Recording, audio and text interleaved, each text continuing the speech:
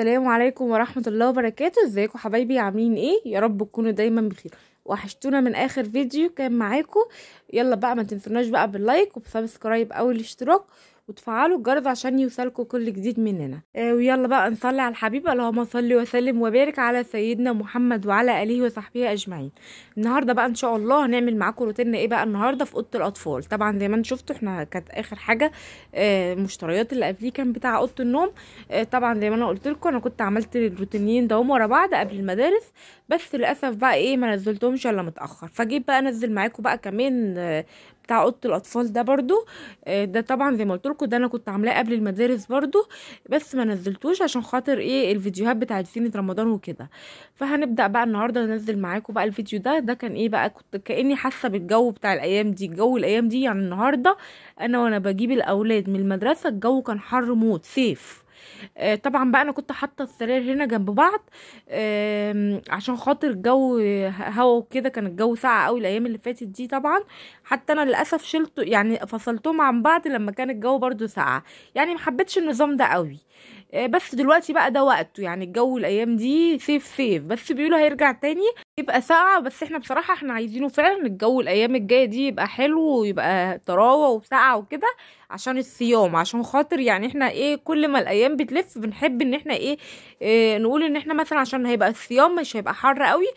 بس نلاقي نفسنا برضو الجو يلف ونلاقي نفسنا الجو بقى حر. يعني انا بستغرب قوي ان احنا اليومين ده هم الجو بقى حر، يعني بقى يجي اسبوع اهو الجو قلبه، يعني صعب بالنهار تلاقيه حر قوي. حتى وانا بجيب الاولاد من المدرسه الاقي الجو حر كاني صيف. فان شاء الله يا رب، يعني عشان خاطر خلاص ما فاضلش على رمضان الا 22 يوم.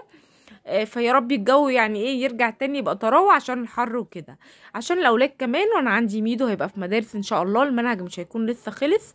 انا عندي ميدو في 5 وعندي لولو في تانية. لولو ممكن اقعدها في البيت عادي، لكن المشكله عندي بقى ميدو هيكون لسه في دراسه، وعندنا بقى المناهج كمان كتيره قوي مليانه قوي، يعني منهج العلوم والدراسات انا ده هم اللي بذاكرهم معايا بصراحه. يعني المواد التانية بياخد فيها دروس فما بذاكرهاش معاه، لكن المادة الدراسات والعلوم كمان انا اللي بذاكرهم، حاساهم مليانين قوي وكبار قوي.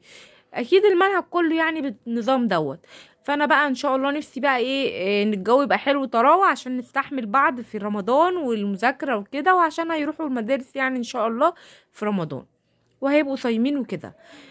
يلا بقى نبدا الروتين معاكم النهارده بقى ان شاء الله. زي ما قلت لكم انا بقى ايه يعني الروتين ده زي ما قلت لكم ان ده متصور بقى له شويه يعني قبل المدارس.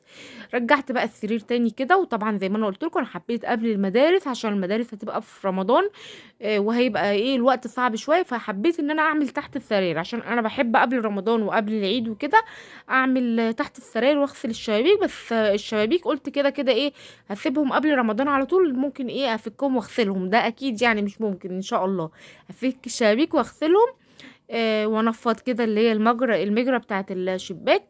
لكن الشبابيك سوري السراير خلاص بقى كده انا عملت تحتها ونفضت تحتها، وشلت بقى كمان الشنط دي، طبعا دي اللي احنا عايشين فيها الصيفي شويه كده شهر كده ولا حاجه وهنبدا نطلعه ان شاء الله.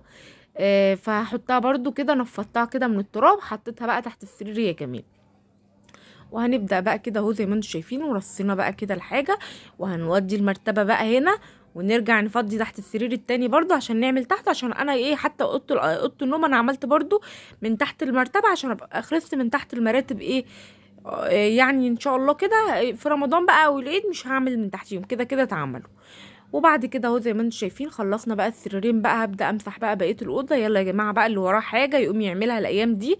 وعندنا بقى طبعا اليومين اللي هم فاضيين اللي هم الجمعه والسبت عشان خاطر طبعا المدارس يعني ايه اللي وراه حاجه يقوم يعملها قبل رمضان، او عشان خاطر رمضان بقى كمان على ما يدوب نحضر الفطار ونروق وكده ونروح نجيب الاولاد من المدرسه بيبقى اليوم صعب بقى. فهنبدأ بقى معاكم كده حتى المطبخ بقى اللي عايزه ان شاء الله اشيل المفارش كمان واغسلها، عشان انا المفارش طبعا لو انتوا شفتوا الفيديوهات قبل كده هتعرفوا ان انا عندي مفرش اللي هو بفرشه رمضان مخصوص اللي هو ايه عليه رسمة الخيامية وكده. بس بصراحة انا كنت حاطاه بالمقلوب، فانا عايزه اشيله اغسله واعينه بقى ايه عشان خاطر لما اجي افرشه على رمضان يبقى ليه زهوه كده، فاشيله اغسله واعينه بقى ايه وافرش بداله المفارش اللي هي كانت محطوطه، واخليه بقى ايه عشان لما اجي افرشه قبل رمضان بكام يوم يبقى ليه الزهوه بتاعته، اهو زي ما انتم شايفين بقى خلصنا الاوضه بقى، شيلنا تحت السرير زي ما انتم شفتوا وكنسنا ومسحنا وخلاص بقى هنبدا بقى ايه نفرش معاكم الاوضه اهو. ولو وصلتوا لغايه هنا ما تنسوناش بقى باللايك، شجعونا وانتظروا مننا ان شاء الله الفيديوهات الجايه ان شاء الله. ناويه بقى يعني ربنا يسهل بس عشان هي كانت رجلي بس اللي مقصره، ناويه ان شاء الله انزل اصور معاكم تاني.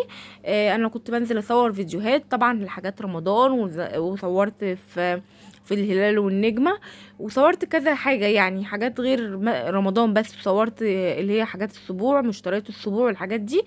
اتفرجوا على الفيديو، ادخلوا بقى يعني اتفرجوا على الفيديوهات دي، انزلوا كده في القناة وهتلاقوا الفيديوهات دي ان شاء الله تعجبكم.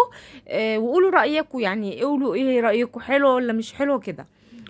وهننزل ان شاء الله نصور تاني، بس ان شاء الله انا قلت بس على ما رجلي تخف شويه عشان اقدر امشي، عشان انتوا عارفين اللي بيروحوا العتبه بيمشي كتير، فلازم ان هو يكون رجليه سليمه يعني. طبعا زي ما انتوا عارفين من الفيديو اللي فات انا قلت لكم من ساعه موضوع التوك توك اللي هو خبطني يعني، هو يعني الحمد لله ما خبطنيش يعني، هو وقف بس ايه زقني فانا وقعت على الارض. فطبعا لما وقعت على الارض حصلت زي كدمه كده ورجلي ورمت شويه، بس يعني الحمد لله بدهنه وكده خفت شويه. فانا عشان كده يعني قلت لما انزلش خالص العتبه لما تبدا ايه الحمد لله تخف خالص عشان ما ترجعش تتعبني تاني اهو. زي ما انتم شايفين بقى رجعنا كل حاجه مكانها، فرشنا بقى تاني، فرشنا المشايات كده اهي، وهنبدا بقى ورجعنا المراتب وهنبدا نفرش الملايات بقى كمان. بعد كده بقى هنجيب بقى بعد ما خلصنا السرير كده وفرشناه هنبدا بقى نجيب البطاطين كمان نحطها، اللي انا بصراحه ما بحبهاش البطاطين دي، بحس ان هي بتخلي السرير مكركب كده. انا بحب السرير فاضي خالص، ولا دفايه ولا بطاطين ولا اي حاجه، هي يا دوب الملايه كده وخلاص تمام كده. لكن بحس حاجات الشتاء عامه بتكركب الدنيا وبتخلي الجو كده ايه كئيب شويه. يلا بقى كده كده الصيف زمانه جاي اهو وربنا يسهل، بس يجي بعد رمضان بعد العيد عليكم خير.